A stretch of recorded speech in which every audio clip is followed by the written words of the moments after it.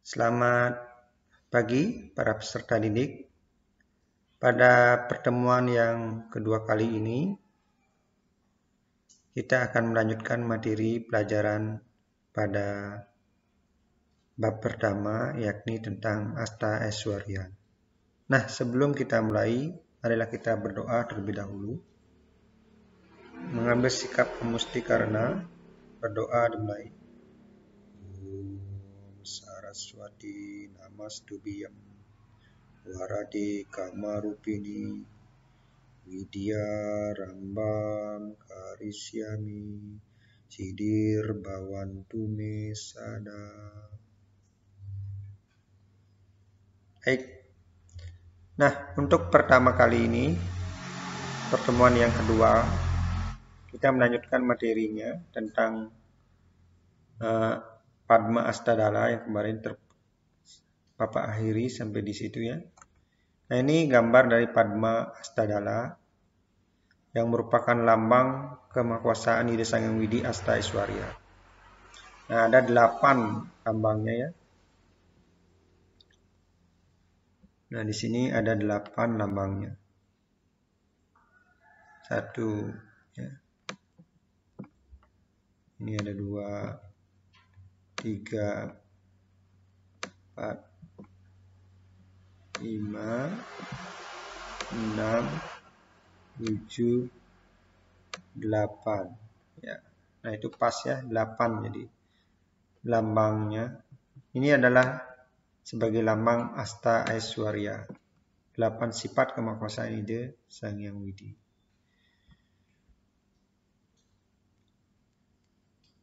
Nah, ini disebut dengan Astadala ya, anak-anak.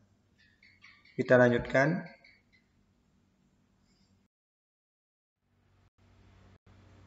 Nah, sloka yang berkait tentang Asta Aishwarya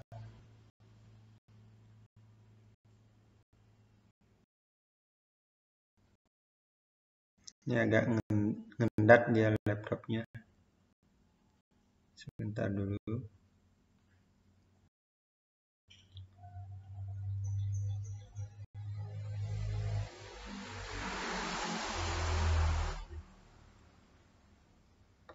Nah, sloka yang berkait dengan Asta Aishwarya ini meliputi anima.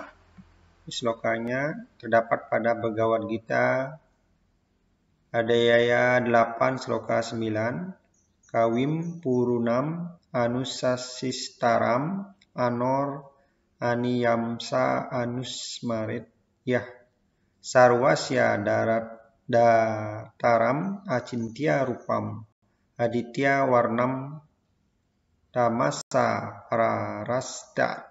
Nah, itu ya. Nah, artinya siapapun yang memusatkan pikirannya kepada Yang Maha Terpurba, Maha Kuasa, lebih halus daripada atom, pendukung yang wujudnya tak terlukiskan, yang bercahaya bagaikan matahari, mengatasi segala kegelapan.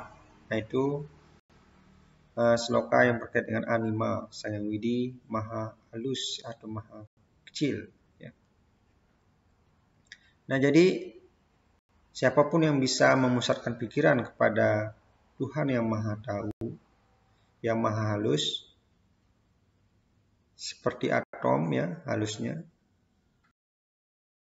mampu ya bagaikan matahari mengatasi segala kegelapan. Dan dia bisa bersinar seperti matahari untuk menerangi segala kegelapan. Ibaratnya sebagai obor di dalam perjalanan hidup kita di kegelapan, sehingga kita bisa mengetahui arah. Nah, jadi matahari juga pertama kalinya yang menentukan arah, sehingga kita bisa mengetahui arah ketika berada di dalam kegelapan.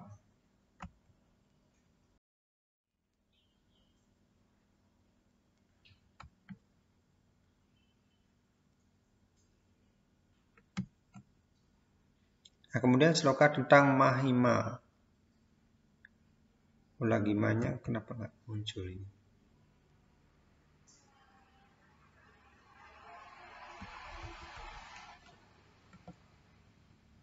Mahima ya.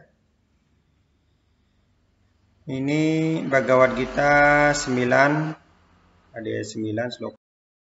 Maya tatam idam sarwa jagat avyakta murtina matstani sarwa bhutani na caham deswawastita. Nah, artinya seluruh alam semesta material ini ditutupi oleh wujudku yang tidak terbentuk. Dan seluruh makhluk hidup berada di dalam diriku. Akan tetapi aku tidak berada di dalam mereka. Nah, itu artinya Tuhan yang maha besar itu artinya bahwa alam semesta ini yang tak berbentuk itu memenuhi alam semesta ini, memenuhi jagat raya ini, sehingga kita itu berada di dalam diri Tuhan. Bukan Tuhan ada dalam diri kita. Nah, apabila Tuhan itu maha kecil, nah itu artinya Tuhan itu ada dalam diri kita dan juga ada di luar diri kita sebagai manusia. Apabila Tuhan itu maha besar, maka kitalah yang berada di dalam diri Tuhan. Ketika Tuhan itu maha kecil, Tuhanlah ada dalam diri kita dalam bentuk Sang Yang Atma. Nah, jadi jangan perlu, tak usah takut kemanapun kita berjalan, dimanapun kita berada, tidak perlu takut. Kalau kita berjalan di atas jalan kebenaran, maka tidak perlu ditakutkan lagi, karena kita berada di dalam diri Tuhan.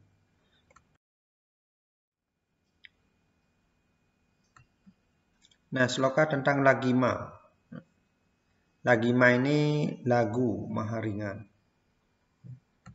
Menyatakan di dalam Bhagavad Gita 9 ayat 9 sloka 6.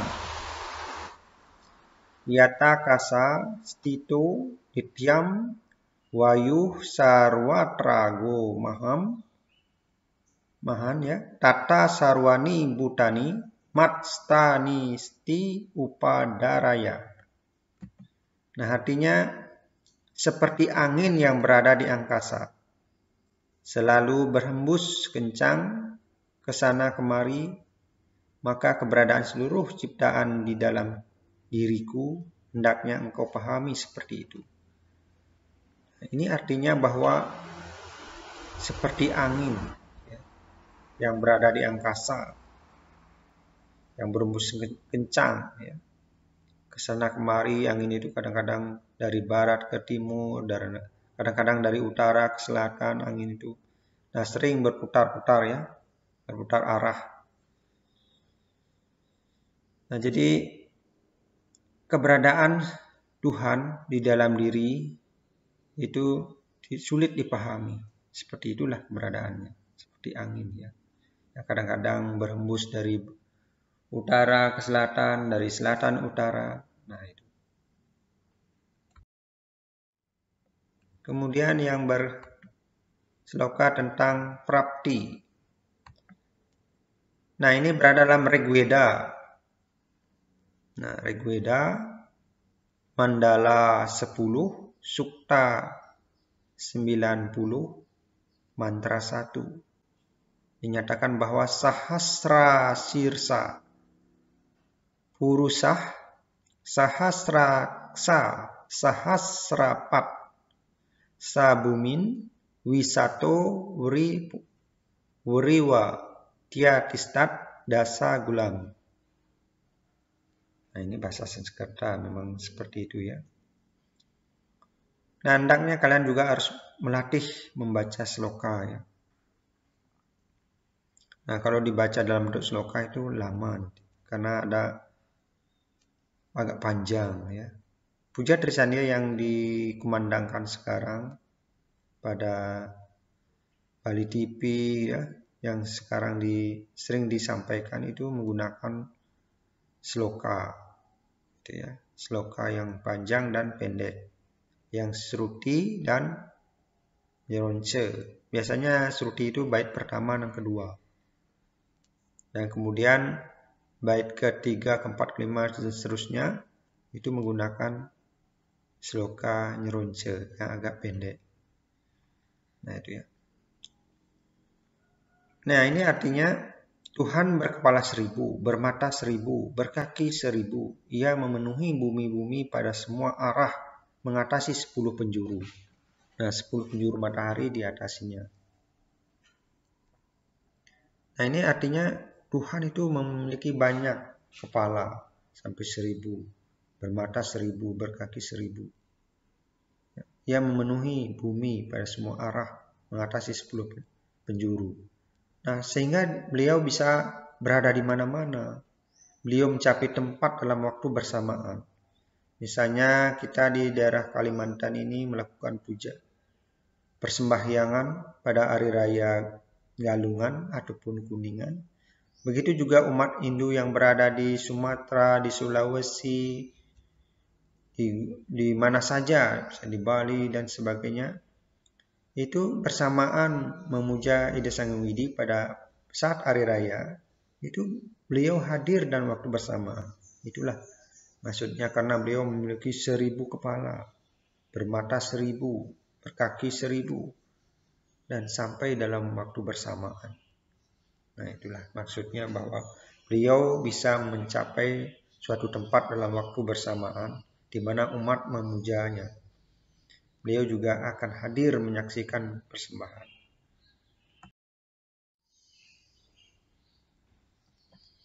Nah, kemudian selanjutnya sloka atau mantra tentang prakamya. Prakamya artinya bahwa Tuhan itu segala keinginannya akan terwujud.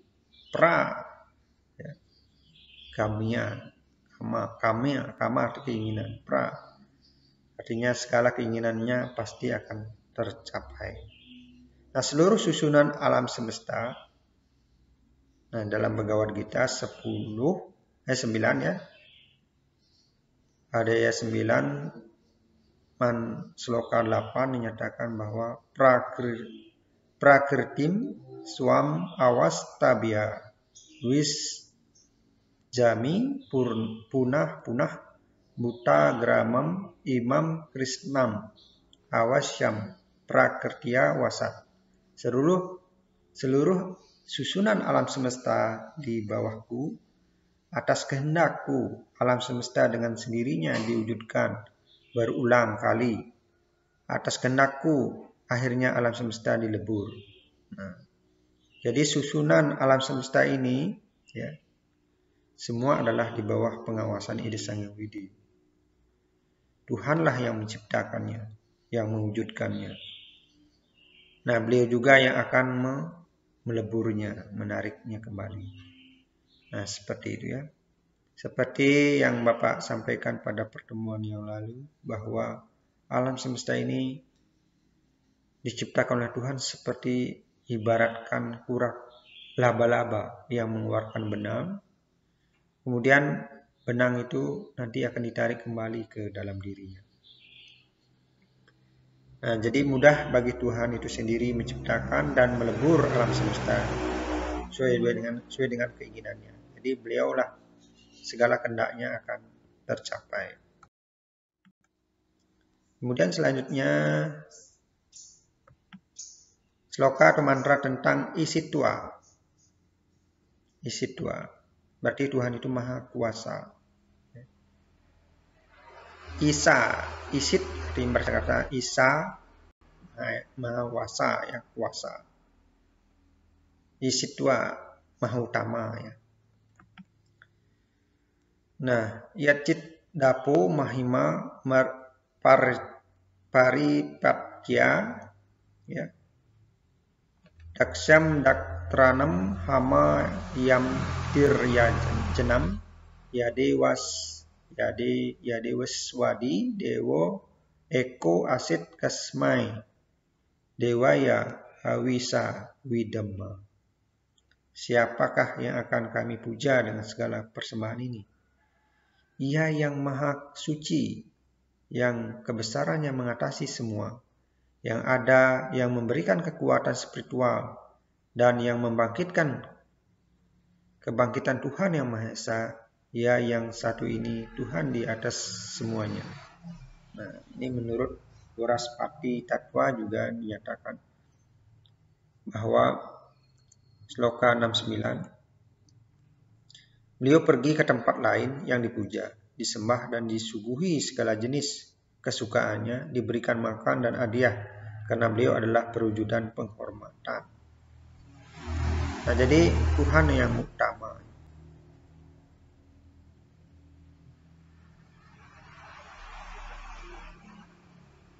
Nah, beliaulah yang segala-galanya di atas semua yang ada ini. Nah, jadi dikatakan di sini bukan berarti persembahan itu Tuhan ini sebagai dalam pandangan umat lain dinyatakan sebagai Tuhan kita suka makan sehingga dipersembahkan sesuatu. Tidak.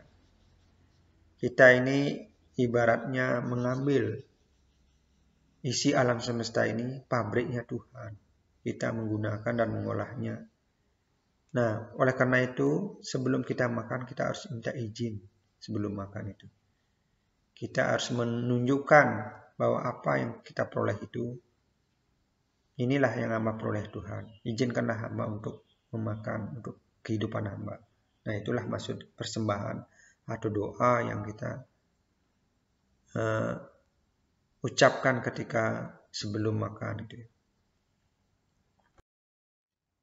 Lanjut ya. Nah, sloka atau mantra tentang wasitwa. Nah, ini barulah Tuhan itu Maha Kuasa.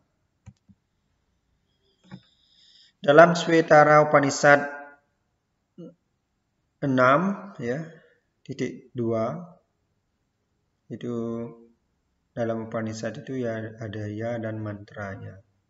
Mantra 2.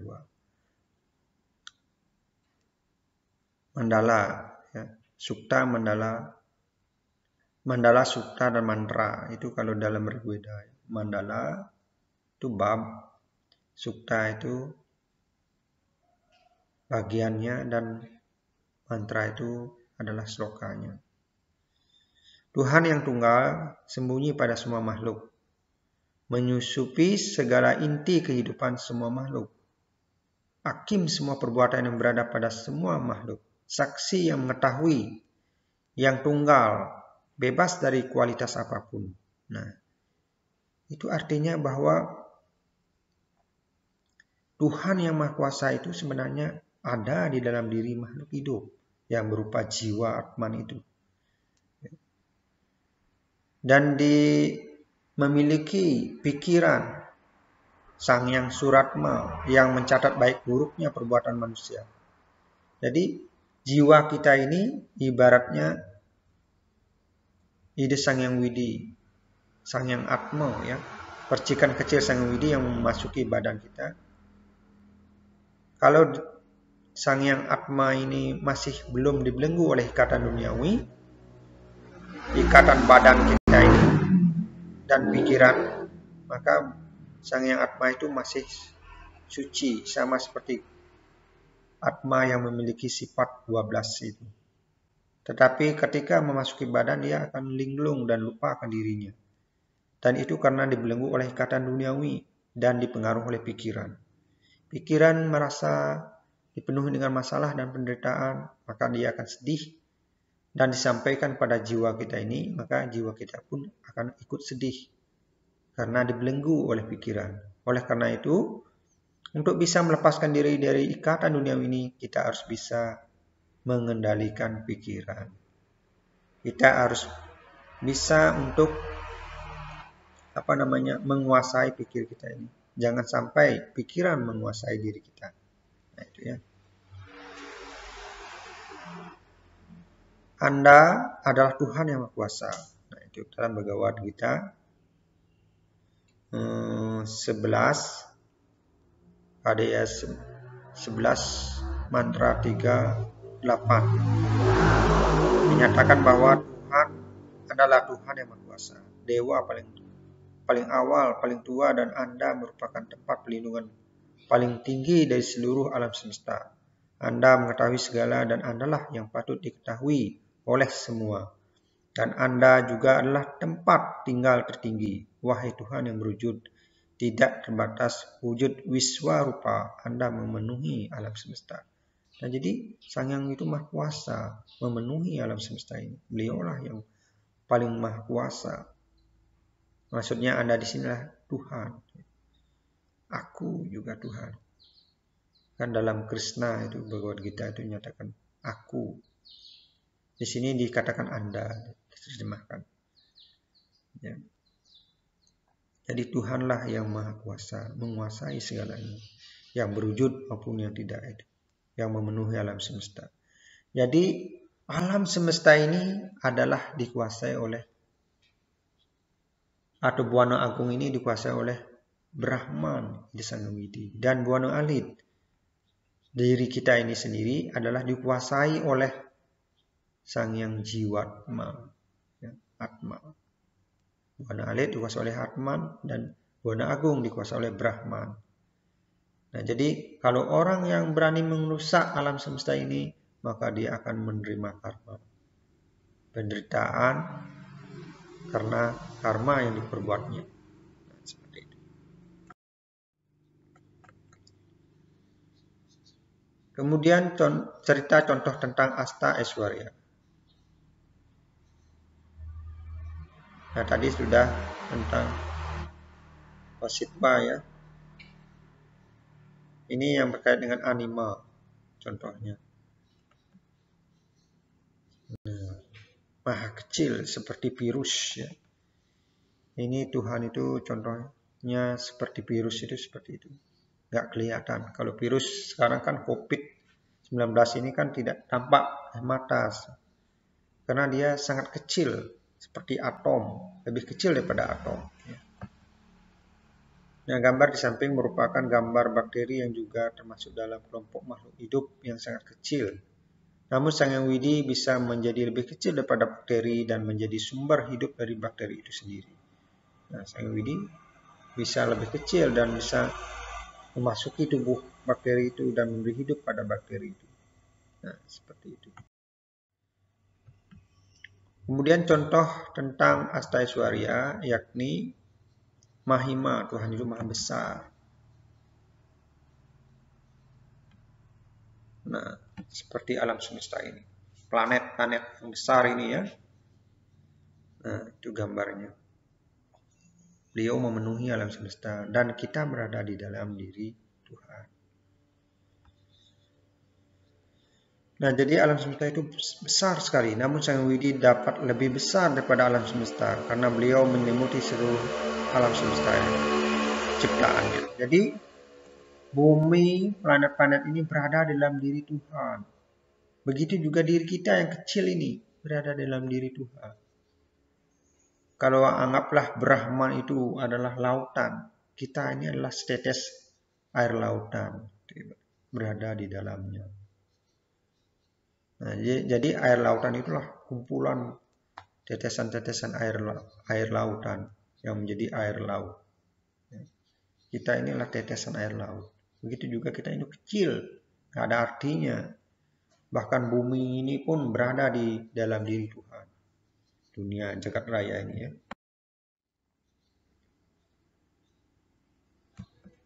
Kemudian contoh tentang prapti, bahwa Tuhan itu bisa menjangkau suatu tempat dimanapun umat itu berada. Contohnya ini seperti ini. Ketika seseorang melakukan persembahyangan, ya. Nah, ini contoh orang melakukan persembahyangan. Misalnya ini anggaplah di Kalimantan, ada di Bali, di Sulawesi, di Sumatera, di Irian Jaya, ya. Dari Sabang sampai Merauke, semua orang melakukan persembahyangan pada hari raya. Tuhan bisa datang dalam waktu bersamaan, menyaksikan persembahan ya, dari umatnya.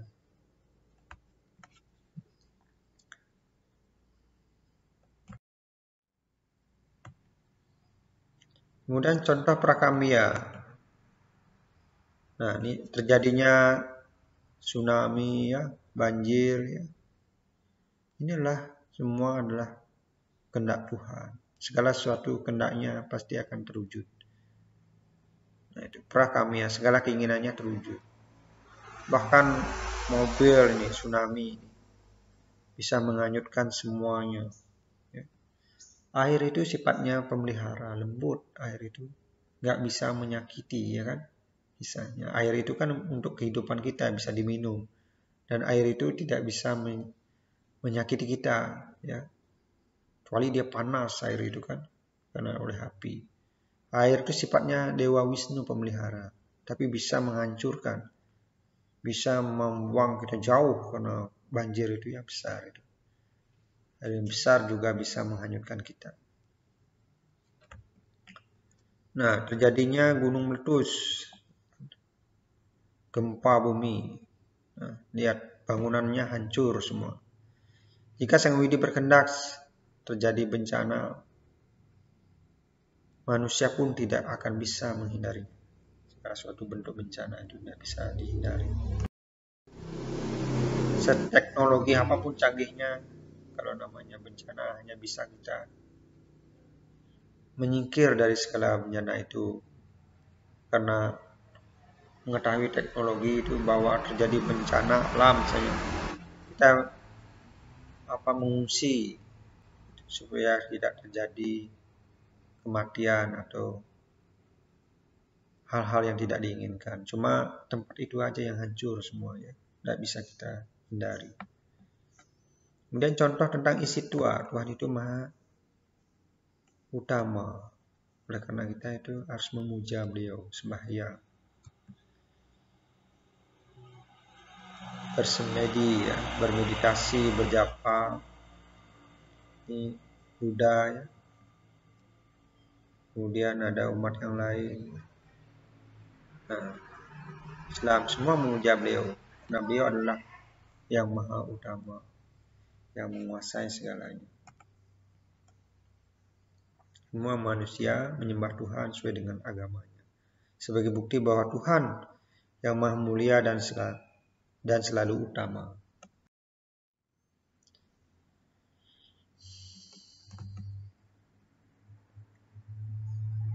Cerita atau contoh tentang Astaiswarya Wasitwa.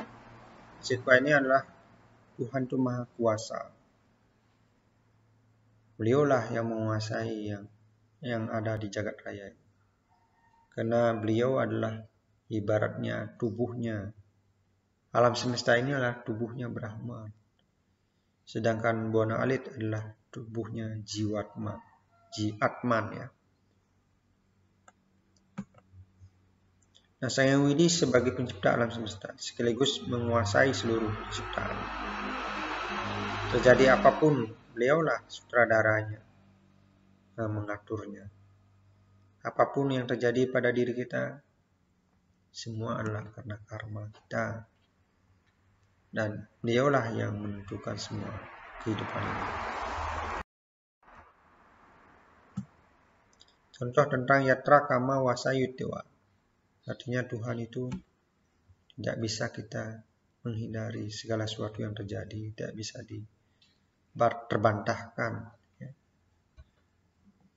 Sebagai contoh, adanya cacat, manusia yang tua, ganteng, ya. Lahir kehidupan ada yang rezeki seseorang, semua tidak bisa kita hindari. Itu adalah semua karma kita. Ada orang kaya, ada orang sukses, ada yang tampan, ada orang cantik, ada orang yang jelek, ya, tua dan meninggal. Semua itu adalah perwujudan dari Yatra Kama Wasayutewa, bahwa segala sesuatu kehendaknya tidak bisa kita menghindarinya. Suatu saat kita juga akan mengalami kematian.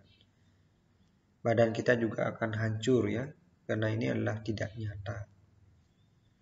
Yang nyata adalah jiwatman kita yang tetap hidup selamanya. Sang Hyang Widi sudah mentakdirkan dan sebagai pemegang kodrat bahwa manusia itu berbeda-beda. Sudah ditakdirkan manusia memiliki perbedaan, jadi tidak bisa kita memungkirinya. Nah, kemudian upaya memahami Asta Aishwarya. Yang pertama, kita harus melakukan introspeksi diri. Jadi introspeksi diri itu artinya memawas diri, ya. Melihat ke dalam diri kita, merenung ke dalam diri, apakah kita ini sudah baik? Apa kesalahan-kesalahan yang pernah kita lakukan? Nah, jadi sesungguhnya kalau kita ingin menjadi orang yang lebih baik, kita harus merasa diri kita ini tidak ada apa-apanya. Kita ini banyak utang terhadap dunia ini yang telah memberi hidup pada kita tinggal di alam semesta ini, di bumi ini, banyak utang kita kepada alam semesta ini, termasuk Tuhan dan yang lainnya. Oleh karena itu kita harus introspeksi diri, banyak kesalahan. Oleh karena itu kita pun akan selalu berbuat baik dan berbuat baik. Gitu ya.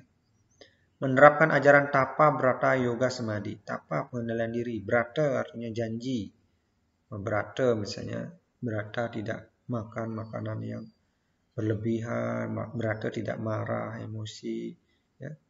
Kemudian yoga itu menghubungkan diri dengan Tuhan melalui yama, niyama, asana, pranayama, pratyahara, dharana, dhyana, samadhi. Nah, tingkat terakhir samadhi. Ini adalah raja yoga ya, maksudnya pengendalian diri itu. Menerapkan ajaran Astanga yoga itu ya. Kemudian melaksanakan persembahyangan setiap hari, puja trisandya, rutin itu ya. Karena kita itu harus merasa diri kita itu berutang, merasa diri kita itu makan makanan itu adalah pemberian Tuhan. Semua ada ini yang ada inilah Tuhan yang berdana punya kepada kita. Kita hanya menyatakan diri kita itu meminta apa yang ini ada, yang ada ini adalah milik Tuhan. Nah, wajib kita melakukan persembahyangan tiap hari, walaupun hanya di dalam tempat tidur kita mengingat Tuhan, puji trisandya sebelum tidur, berjapa, nah itu penting. Ya. Sebelum kita makan berdoa dulu, pagi pas mau tidur, bangun tidur berdoa, puji trisandya, habis mandi. Nah, jadi bagaimana dengan kalian? Sudah menerapkan hal ini? Persembahyang setiap hari? Nah, melaksanakan yadnya setiap hari ya. Berbakti pada leluhur, menghargai dan alam ciptaan Tuhan, menjaga kemunisan makhluk hidup. Nah, ini referensi dari buku yang Bapak. Jadi, tugas kalian adalah ini. Jadi, ada yang sudah mengerjakan tugas itu ya. Nah, Bapak hanya mengulang dari apa yang kalian sudah kerjakan, Bapak sampaikan kembali supaya lebih jelas. Nah, jadi secara untuk keterampilannya, memahami, menguraikan ajaran Asta Aishwarya, kemahakuasaan Sang Hyang Widi ini, penerapan kalian dalam kehidupan sehari-hari, meyakini Tuhan itu sendiri, kemahakuasaan Sang Hyang Widi itu, yang maha halus, yang ada dalam diri kita, jiwatma yang maha besar, ya, yang maha ringan, yang menguasai segala-galanya dengan cara apa? Wujud bakti kalian itu, perwujudan kalian itu menguraikan, memahami ajaran Asta Aishwarya ini melalui praktek-praktek yang Bapak harapkan, yaitu dengan melakukan puja trisandya secara rutin. Kalau tidak bisa 3 kali, cukup 2 kali. Kalau nggak bisa 2 kali, ya sekali lah minimal dalam puja trisandya itu. Dan selalu berdoa sebelum makan, sebelum perjalanan jauh, kemanapun kalian mau bekerja, mau belajar, berdoa. Nah itu hendaknya kalian coba untuk menampilkan diri kalian, menggambar, kalian melakukan puja trisandya setiap hari, menggunakan pakaian sembahyang, kemudian perayaan hari raya, coba difotokan dan kirim dengan Bapak. Nah itu untuk keterampilannya. Artinya kalian memahami kemahakuasaan Sang Hyang Widi Asta Aishwarya itu dengan melakukan itu. Itu aja yang mengenai keterampilan. Kalau pengetahuan kalian sudah ada yang mengerjakan. Bagi yang belum mengerjakan silahkan Bapak tunggu jawaban kalian. Ada berapa siswa yang belum menjawab sama sekali pekerjaan. Apakah ini siswanya ada atau tidak, Bapak nggak tahu juga. Ya. Dan demikian untuk hari ini. Bapak tunggu jawabannya untuk keterampilan berupa wujud nyata kalian melakukan kegiatan bakti sebagai wujud kemahakuasaan Sang Hyang Widi, menghargai Sang Hyang Widi sebagai Yang Maha Kuasa dengan melakukan trisandya rutin, ya, berdoa sebelum makan dan sebagainya. Nah, itu yang Bapak harapkan. Marilah kita akhiri pertemuan kali ini dengan Paramasanti. Om Santi Santi Santi.